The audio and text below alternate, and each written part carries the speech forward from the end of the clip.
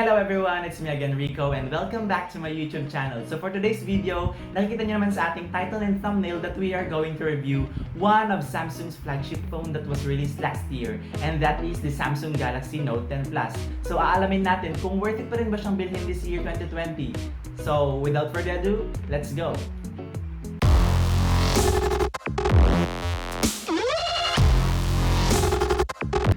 So yung pinili ko pang color variant guys is the Aura Glow kasi it's very stunning in the eyes. Grabe, ang dami niyang kulay guys, kaya ito yung pinili ko. Napakaganda niyang tignan sa mata and napaka-cool niyang tignan. So ito yung itsura ng Aura Glow guys. It's very elegant. Grabe, ang dami niyang kulay guys. Depende sa kung saan mo itatapat yung phone mo. Kaya hindi na ako magtataka kung bakit ito yung pinili ng karamihan din ng mga tech reviewers. On the right side of the phone guys, wala nang button na nakalagay dahil yung power button and volume rocker nitong phone na ito guys is nasa left side na lahat. Sa ilalim naman nito, we have here the microphone, the USB-C port, speaker grill, and of course the S Pen. Sa top part naman ng phone, we have the microphone, SIM card tray, the micro SD slot which is expandable up to 1TB, and another speaker which is located here that's almost hidden. So first, pag-usapan muna natin yung build quality niya. So yung front and back niya is Corning Gorilla Glass 6. Yung side naman niya is made of aluminum frame, and this phone is IP68 dust and waterproof resistant. So hindi nyo kailangang mag-worry kapag magsiswimming kayo or during rainy season dahil okay na okay siya kahit mabasa. When it comes to platform, the OS of this phone is Android 9.0, but it is upgradable to Android 10.0 with One UI 2.0. The chipset of this phone is Qualcomm Snapdragon 855, which is available in the US, and here in the Philippines is meron tayong Exynos 9825. So sa display naman ng phone na to, it has the 6.8 Quad HD Plus Dynamic AMOLED, it has the Infinity O display, 498 ppi, and HDR10 Plus certified. Now, let's talk about the camera. Marami tayong pag-uusapan about sa camera ng phone na ito.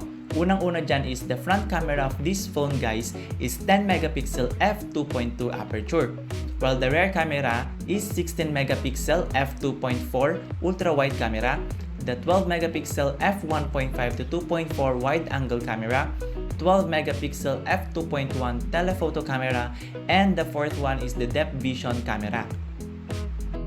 So itong phone na ito rin guys is meron siyang 12 camera modes.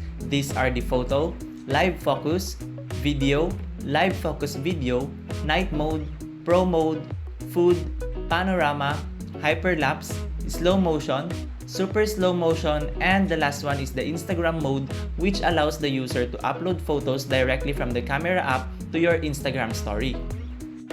When it comes to video recording naman guys, you can select from the three types of resolution. First is the 4K UHD video recording at 60 frames per second. The second one is 1080 pixels FHD video recording at 60 frames per second. And the third one is 720 pixels HD video recording at 30 frames per second. Here are the samples of photos taken using this phone. Now let's take a look at the example of the live focus video and video stabilization of Samsung Galaxy Note 10 Plus.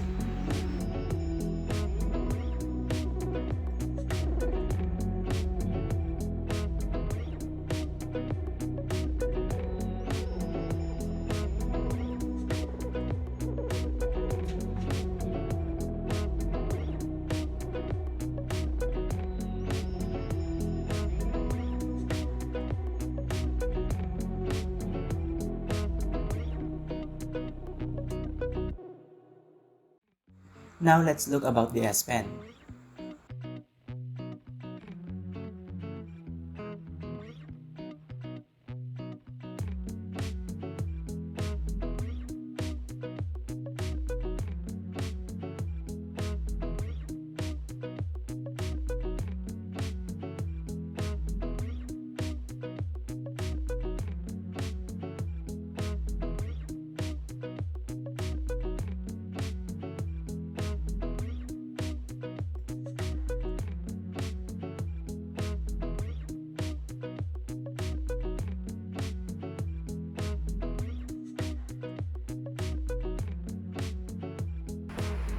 So now, let's talk about the price. Magkano nga ba ang Samsung Galaxy Note 10 Plus? So itong gamit ko na 256GB with 12GB of RAM, it costs 60,990 or kulang-kulang 61,000. While the other one, yung 512GB with 12GB of RAM, it costs 72,990 or sabihin natin 73,000. Now let's answer the question, guys. Is Samsung Galaxy Note 10 Plus still a good purchase for this year?